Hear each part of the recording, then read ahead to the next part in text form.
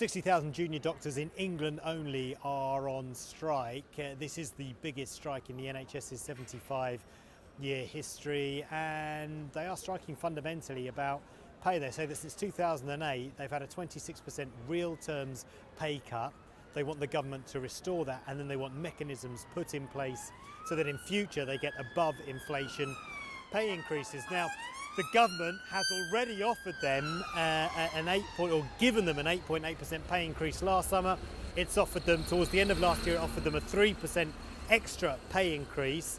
The BMA, the British Medical Association, that represents these 60,000 junior doctors, which is about half the doctor workforce in England, said no to that.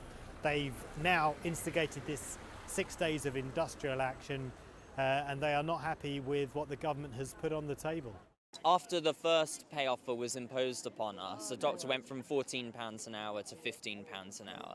And again, we're just asking for £21 an hour. And that's what we call pay restoration. So we're not even asking for a pay rise, we're just asking for our pay to go back to what it was worth in 2008.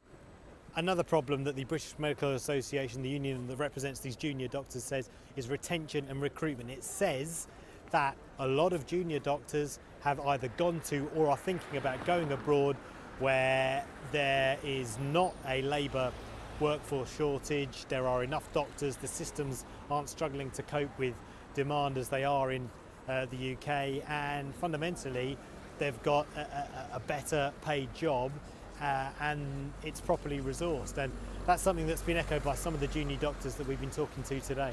Sometimes I think like why we have put in all of those years but we have given our youth to this medicine and we are getting nothing for this.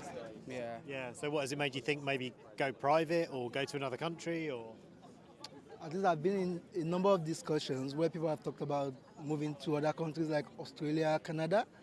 So it's a real discussion ongoing among staff in the NHS. Millions of people in England are waiting for operations already. This industrial action isn't going to help, but the doctors say they are going to continue until they get what they want. The government is sticking to their position. The two sides are as far apart as they've ever been.